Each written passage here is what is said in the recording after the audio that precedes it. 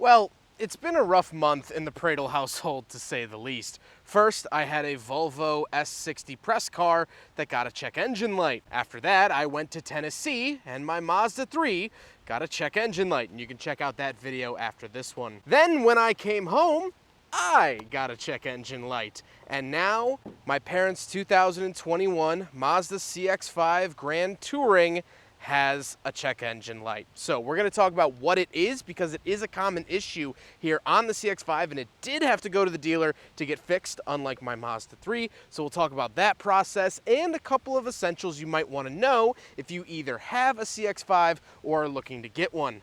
And it appears as though now the Sky has a check engine light. This is just my luck. Let's get into it. So, the check engine light actually did, in fact, shockingly, come from the engine. There's an issue on these 2.5 liter naturally aspirated engines for the thermostat getting stuck open.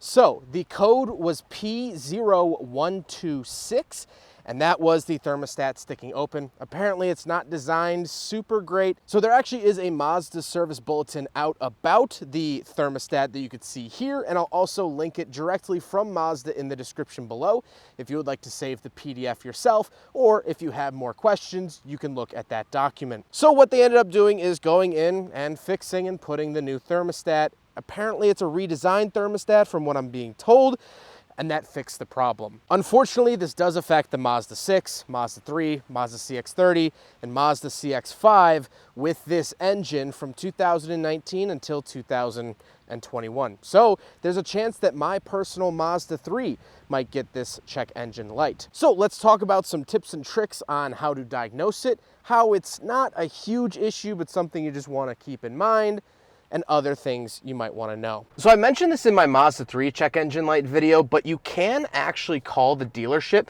if you have a connected vehicle, and they can tell you what that engine problem is without a scan tool. So any car that you can actually get the phone app to control it, you can also call the dealer and you can give them your phone number, and they should be able to tell you what the problem is. However, there is another method that you can use, and that is one of these. This is a code scanner I got probably 10 years ago from an AutoZone for about 10 bucks, and you can plug it right into your OBD2 port and read the scan yourself. I highly recommend keeping one of these in the car, just in case. Any car that you drive, CX-5, Mazda product or not, I highly recommend getting one of these, and I'll link one in the description below. I don't think they're as cheap as they used to be, but I'll show you an equivalent on Amazon.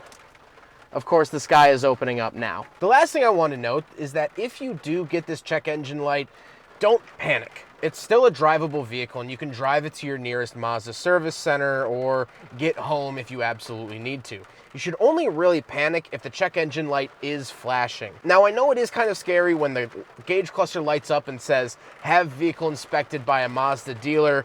It's a scary feeling. Believe me, I know, I got one out in the middle of nowhere. It's never fun. But as long as the check engine light isn't flashing, your car should be okay to get to a service center, or at least get you home and get it checked out the next day. So that's the end of this video. It started downpouring, which is just my luck for this month. But I want to make sure you guys know P0126 is a common issue for these engines. It's the thermostat being stuck open. I want you to know that it's not a super dire issue, but it's never fun to get it. This vehicle has 16,000 miles on it, and it got a check engine light.